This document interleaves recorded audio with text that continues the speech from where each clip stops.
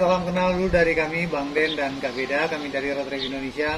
Sebuah kehormatan nih dan senang sekali bisa ketemu dan kenal sama Pak D dan Bu D.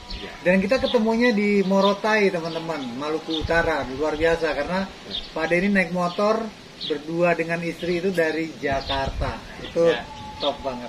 Terima kasih. Sudah kontak-kontaknya dari awal dan akhirnya kita dipertemukan oleh Yang Maha Kuasa di sini nih. Ya, alhamdulillah. Jadi kalau Road Trip Indonesia sendiri itu dia mengusung konsepnya itu adalah pasangan suami istri yang keliling Indonesia dengan mobil. Itu Road Trip Indonesia. Kita memang berangkatnya memang sudah cukup relatif lama ya. Kita berangkat 8 Januari tahun 2016. 2016. Ya, 2016 dari Jakarta. Jadi nanti 8 Januari ini sudah masuk tahun ke-7.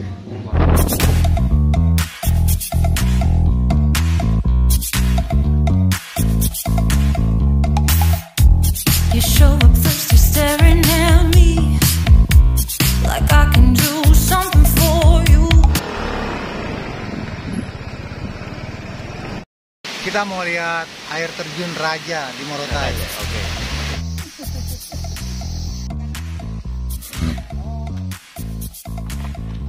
Akhirnya ketemu jalannya ya. Akhirnya kita sampai. Mau sampai.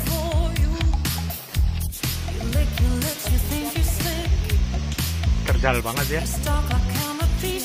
Terjal, licin, dan lama nggak disentuh orang nih kayaknya. Jadi saya sama Benteng ini sebenarnya punya kesamaan dan jelas pasti ada perbedaan. Samanya itu sama-sama senang jalan ya Bang Den ya. Ya, pasti. Nah itu, cuman bedanya satu saya pakai sepeda motor, Bang Den ini pakai mobil.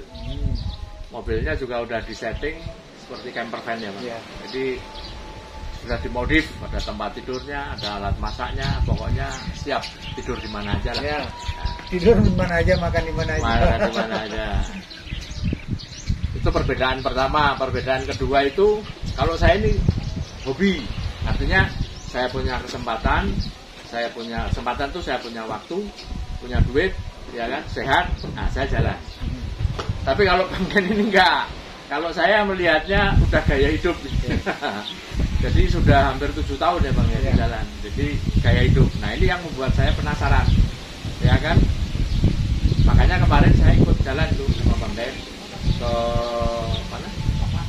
Air terjun Raja. Nah, air terjun Raja di Morotai. Jadi ini saya di Morotai di komplek Museum Perang Dunia Kedua tapi di bagian belakang.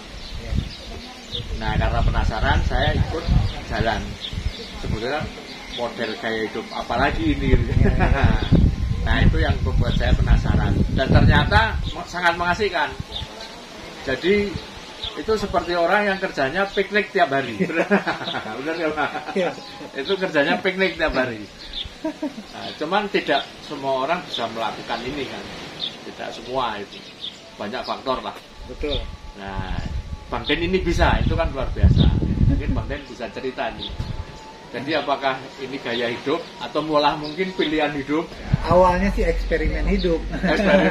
Ya. Awalnya eksperimen hidup. Apakah kita bisa hidup dan survive di jalan? Ya. Apakah kita bisa hidup nomaden? Ya. Bahwa kami meyakini bahwa yang namanya hidup itu nggak harus menetap di sebuah kota. Kita bisa hidup berpindah-pindah seperti nenek moyang kita dulu lah. Cuma dengan zamannya yang berbeda dan fasilitasnya sudah berbeda juga. Gitu. Nah itu yang kami coba lakukan. Ya biasalah proses adaptasi setahun, 2 tahun, 3 tahun akhirnya lama-lama kok ya sudah menjadi biasa aja, menjadi biasa dan kayaknya bisa kita melakukan ini sebagai jalan hidup kita, pilihan hidup kita. Jadi makanya kita tidak ada target waktu, tidak ada target tempat, kita hanya berjalan aja dengan insting kita. Kapan kita merasa harus bergerak, kita bergerak. Kemana kita akan bergerak, tujuan kita yaitu nanti sesuai dengan situasi dan informasi di lapangan. Jadi tidak kita rencanakan selama 6 tahun ini kita mau bikin seperti apa enggak.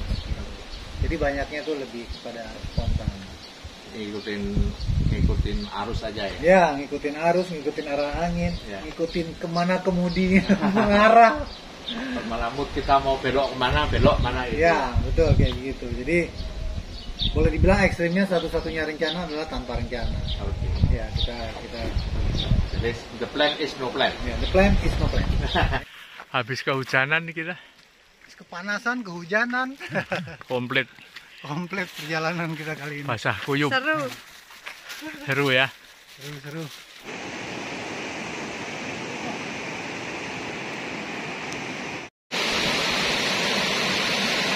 Ayo.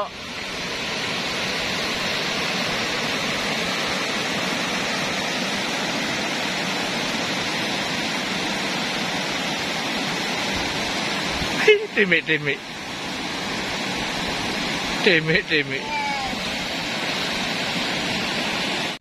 Kenapa bisa bertahan seperti itu? Apakah mungkin hal ini bisa dilakukan kalau di Eropa? Itu kan belum tentu bisa kan?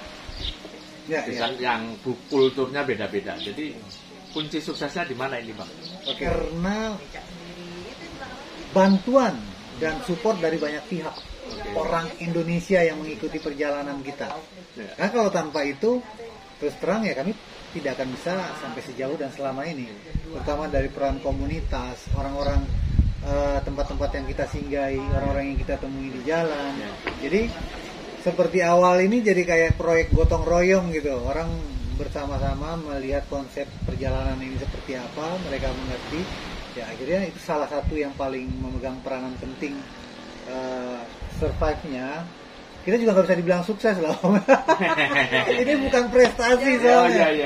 Ini bukan prestasi, jadi ini bisa bertahan dan bisa berjalan sekian lama dan sekian jauh, yaitu karena banyak pihak yang terlibat dan membantu. Itu sih poinnya. Tapi satu ya, mungkin Bang Den sama Kak Beda melihat ini bukan prestasi kan, karena saya menjalani hidup seperti ini aja gitu kan. Tapi buat orang lain, bahkan mungkin kalau dengar Museum Rekor Indonesia udah masuk rekor kan, itu kan berarti kan prestasi. Muri kan. Satu itu. Kedua, kenapa masyarakat Indonesia dalam quote and quote mau mensupport Bang Den? Itu kan pasti ada sesuatu. Belum tentu orang lain melakukan ini, orang mau mensupport, ya kan? Istilahnya mungkin rezekinya beda-beda atau apalah. Tapi, nah, ini kan butuh mungkin Bang Den bisa lihat nih, kenapa masyarakat mau sih seperti itu, dan dari sisi Bang Den, gimana caranya supaya masyarakat itu mau mensupport Bang Den? Kayak tipsnya gitu ya? Tipsnya. Nanti saya mau tiru soalnya, siapa tahu saya ketularan. Nggak ada masalah, bagus sekali. Memang betul sih, kalau itu memang, itu jarang loh pertanyaannya. Oh gitu ya? Nah, mungkin itu juga memang salah satu yang Pak De bilang tadi, mungkin itu yang belum kita ceritakan.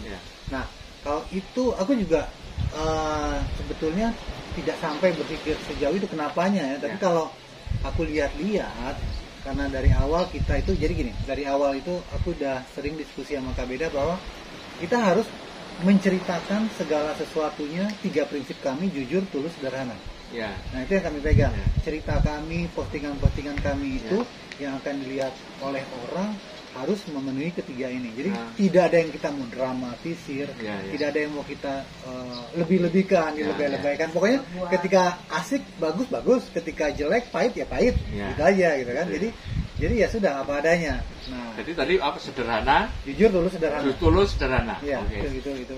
Nah, memang sampai sekarang juga kan gaya hidup kami sederhana. Kalau kita mau bermewah-mewah, nginep di hotel atau makan di warung, di restoran selalu, ya pasti juga nggak akan cukup perjalanannya sejauh ini. Jadi itu konsep sederhananya. Dalam bercerita juga begitu. Nah, aku juga bilang bahwa kalau kita sudah melaksanakan yang 3 ini, itu kan maksudnya kan basic dari komunikasi kita ya. Komunikasi. Nah, itu salah satunya juga.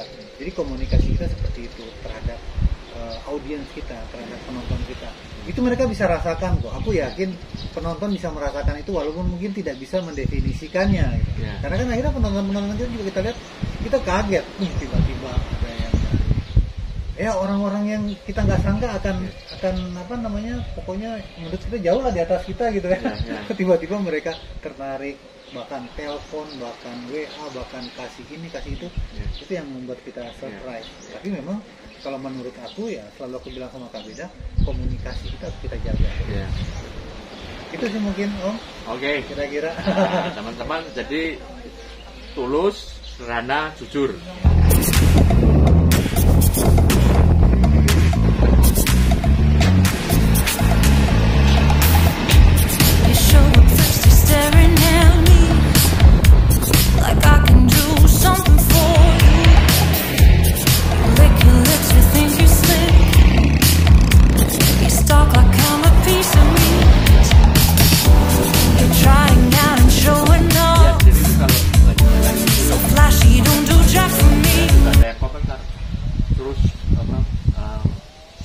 piro.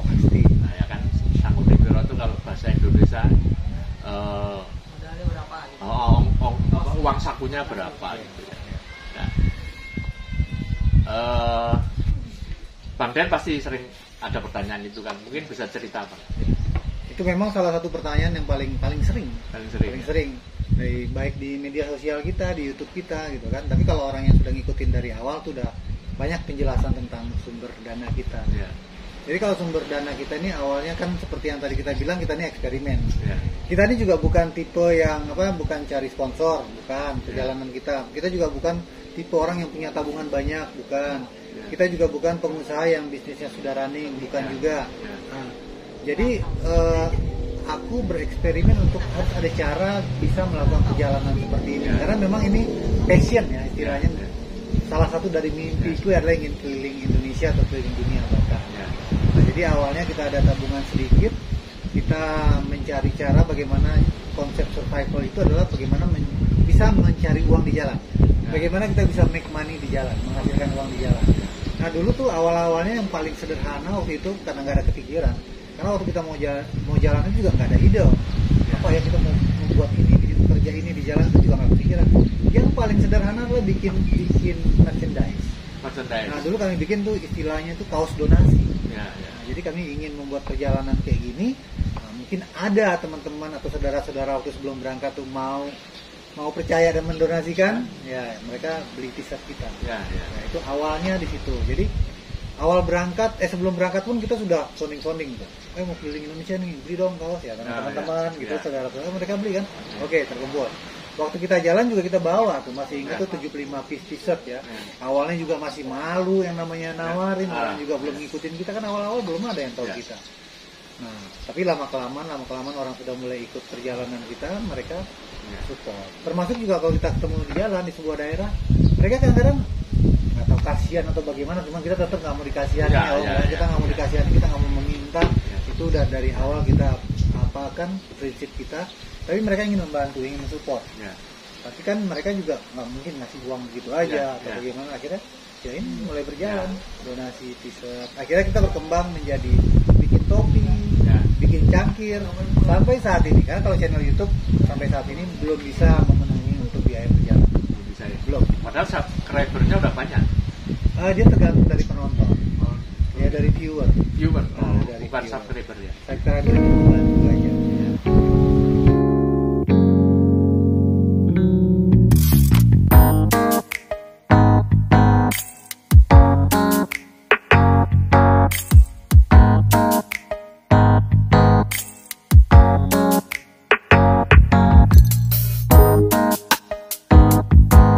Jam 3. Nah ini kayaknya makanan paling nikmat selama sore deh. Ya Bu ya. Tuh lihat Bang Den. Yang dulu kita proses sampai benar-benar bisa klik gitu loh, bisa jalan bareng, enjoy, udah jalan sampai enjoy gitu. Itu prosesnya gimana? Prosesnya ya mengalir begitu aja Om. Mengalir begitu aja karena sekarang masih berproses. Betul, masih berproses terus karena kan kita serahkan yang mendidik jiwa kita, yang mendidik pikiran kita itu sudah kita serahkan sepenuhnya pada perjalanan ini. Jadi dia berkembang terus. Jadi kalau sampai klik masalah hubungan kita sih ya, kalau menurut aku memang hubungan kita semakin kuat. Tapi istilahnya bukan semakin kuat ya, semakin menyatu ya, semakin erat dan ya seperti itu karena perjalanan ini. Berarti teman-teman kalau mau hidup rukun jadi traveler aja. Gitu ya. Jadi istilah kayak ini tuh seperti relationship goal. Jadi goalnya tuh ke sana hubungan kita. Oke, terima kasih Bang Den. Selamat menikmati perjalanan. Beda juga. Ini kami ketemu di Morotai. Bang Den mau melanjutkan ke mana? Ke Sorong, Papua ya. Saya kembali ke Jawa. Insya Allah lewat Manado, Sulawesi, Kalimantan. Nanti lihat situasi. sama lihat uang saku juga. Lihat sponsor ya. Oke teman-teman, terima kasih, sampai ketemu lagi. Terima kasih.